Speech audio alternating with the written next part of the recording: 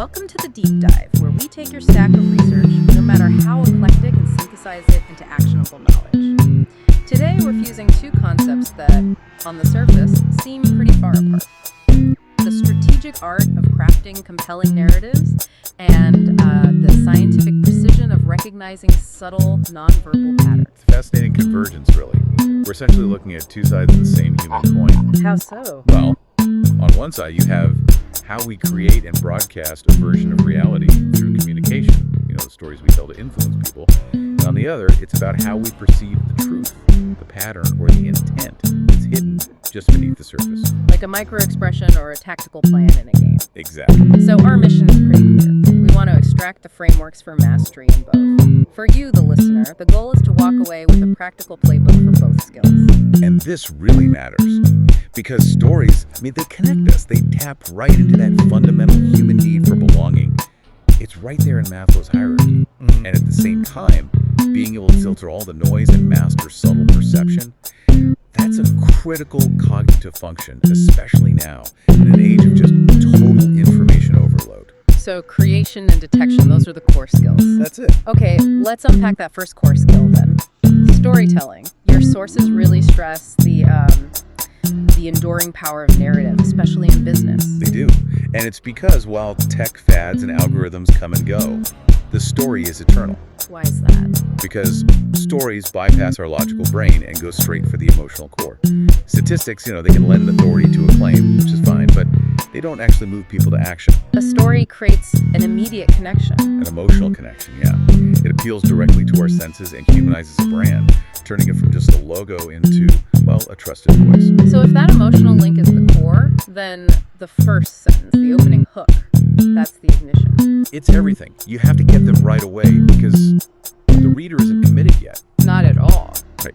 You have to manufacture curiosity. And the strategies are pretty time-tested. You can pose an implied question. Something that makes you think, I need to know what happens next. Exactly. Or you can surprise the reader. Or, and this is maybe the most effective, you foreshadow a conflict.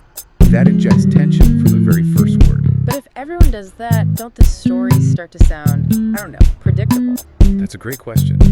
What the sources suggest is that the structure stays the same, but the type of conflict has to evolve. We're just wired for it. If you start with something like, the quiet morning suddenly erupted, you've told the listener, pay attention. This is about to change. That makes sense. Okay, let's get into the foundational components. Character, setting, conflict. Right. And character is where the story really begins. The key thing here is backstory. Without context for who a person is, their decisions can seem totally random. Unearned. Exactly. You provide that backstory, that formative event, and suddenly their struggle becomes relatable. And the setting gives the story its boundaries. We all know show, don't tell, but how does that apply to, say, a brand? For brands, setting is often about scope. Where in time does your story live? Are you future-facing, like a tech company talking about? Or are you looking backward, emphasizing tradition, handcrafted goods, that sort of thing? Precisely. That scope defines the entire environment of belief around you. Which brings us to the engine of it all. Conflict. Nothing happens without conflict. It's what drives tension and action. It can be character versus internal doubt. Or character versus nature, character versus society. Right. And the theme is always woven through that conflict. Think about a story of a firefighter. The themes of duty and sacrifice are inseparable from that character versus nature conflict. So once we have those elements, we can map them to some actionable structures. The sources highlight a simple three-part formula first. Yeah, this one is great for short-form content. First, the hook, which introduces a challenge. Second, engage, where you share the struggle. And third, the call to action, which is the resolution. And then there's the famous Pixar technique, the story spine. Yes. It's sequenced to highlight transformation. Once upon a time, every day, until one day. Because of that, it's just a beautiful, simple way to make sure your narrative is focused on that journey of change. It makes the ending feel earned. Okay, so let's translate that into the marketplace. What are the measurable benefits of using these narratives in marketing? Oh, they're significant. Stories have been shown to boost conversion rates by up to 30%. They just fundamentally change brand perception, making the brand more relatable, more trustworthy. So you're building a relationship, not just making a sale. You're building loyalty, deep brand loyalty through that emotional attachment. Which means we need a really fundamental shift in how we think about these marketing stories. Who's the real hero? The customer. Always. The customer has to be the hero. All your copy, everything has to address you and your struggle. So where does the brand fit in? The brand is the guide, the mentor. Think Yoda or Gandalf. The brand provides the plan, and the product is the magical tool, but it's the customer who goes on the journey. Okay, so let's map that onto what the sources call the story funnel. How does the story arc fit into a sales process? At the top of the funnel discovery, the goal is just to make the story worth their time, get them engaged. And the middle funnel? That's the rising action. This is where you introduce the guide, the brand, and crucially, you build tension by highlighting the stakes. The stakes of not solving the problem. Exactly. So how does that look in actual marketing copy? You can't just threaten them. No. You focus on the pain point. It's the difference between saying, our software saves time, and saying, without this, you risk wasting 40 hours a month and missing key opportunities. You frame their current situation as the conflict they need to overcome. And the bottom of the funnel, the climax and resolution, that's the call to adventure. That's your CTA. It's the moment the hero uses the tool and achieves their transformation into the new normal. This is why case studies and testimonials are so powerful there. They're everything. They aren't just facts, they are micro stories of successful transformations. A fitness app showing a customer got 20% stronger, that is the resolution of their personal conflict. We have some classic brand examples. Apple, of course. Apple is the master. They position themselves as a lifestyle enhancer. Think different. Cast their customers as the rebels, the creatives. The product is just the tool for their empowerment. And Coca-Cola is all about unity and happiness. Pure emotional connection. They even pioneered what they call brand journalism, turning their website into this global digital magazine just to stay woven into shared cultural moments. Let's talk about a disruption story, like Fanatics. Their story is about speed. Right, Fanatics solved a massive conflict in retail. Before them, a team wins a championship, and it takes weeks to get merchandise. And the moment is gone. The moment's gone. So they took ownership of the entire supply chain. Their story is that they can deliver merchandise within hours of a win. The speed is the story. It creates this incredible urgency. Okay, that sets the stage perfectly for the pivot. We've talked about how to create tension and resolution. Now let's look at how our brains are trained to perceive it.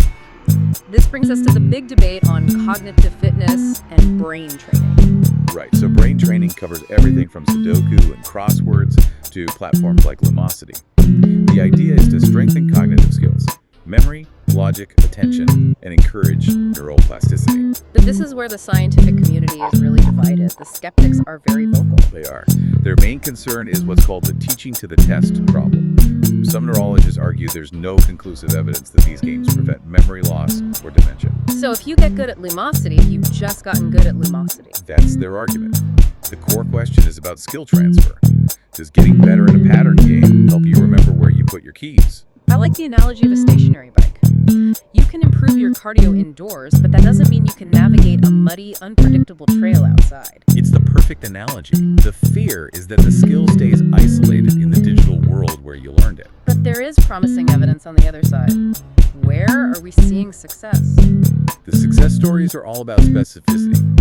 There was a 10-week Lumosity study, a big one, where the active group improved way more than a crossword control group on memory, reasoning, and problem solving. And it's not just digital platforms, right? Some of the oldest games are still the most powerful. Absolutely.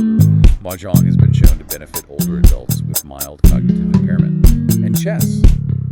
Well, chess is just consistently cited as an unparalleled mental workout. Deep planning, foresight, pattern recognition, it's all there. That transition to pattern recognition takes us to the really tactical side of this.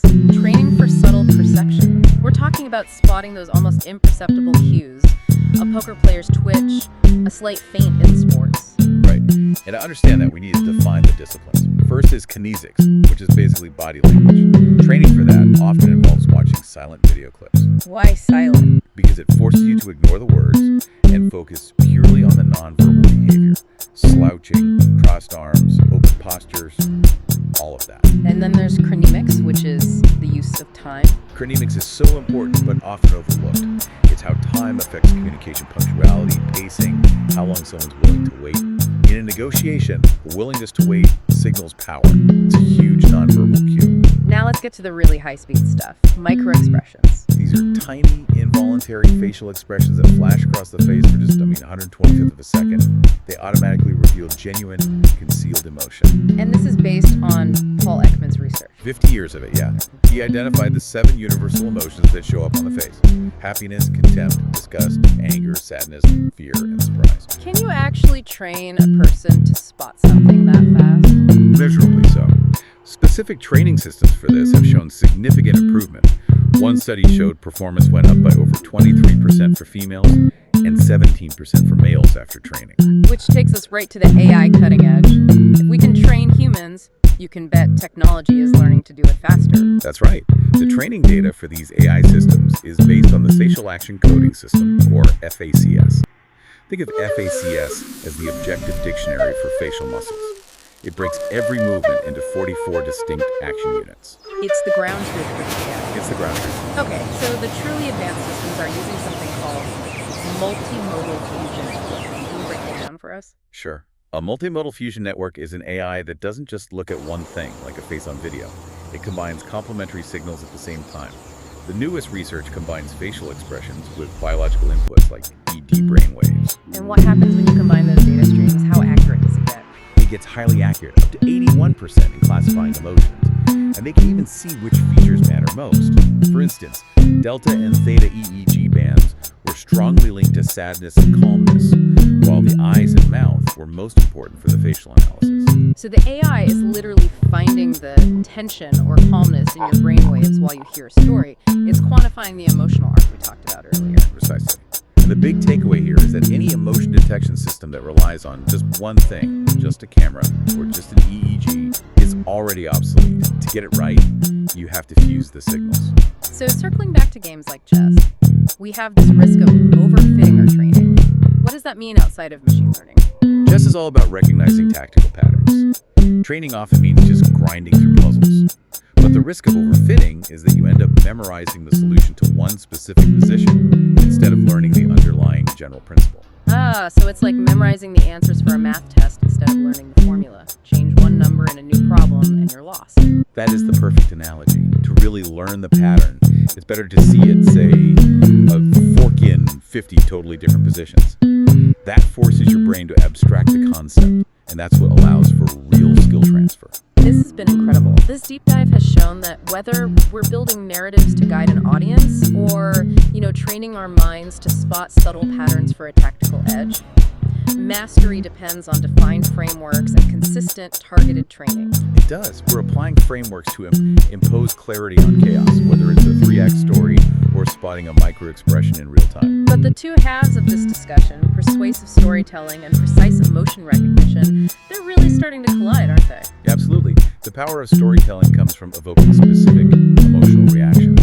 Like generating tension can prompt an oxytocin release, which increases cooperation. They could predict who would donate money just based on their physiological reaction to a story. That's it. So given that AI can now measure these emotional reactions with such incredible precision, combining brainwaves and facial metrics, it raises a really important question. Which is? If the human emotional response to a narrative can be measured and quantified so perfectly, is the art of persuasive storytelling destined to become a perfected, quantifiable science? Something for you to chew on as you craft your next story. Fantastic. That's a perfect place to leave it. Thank you for joining us for this deep dive.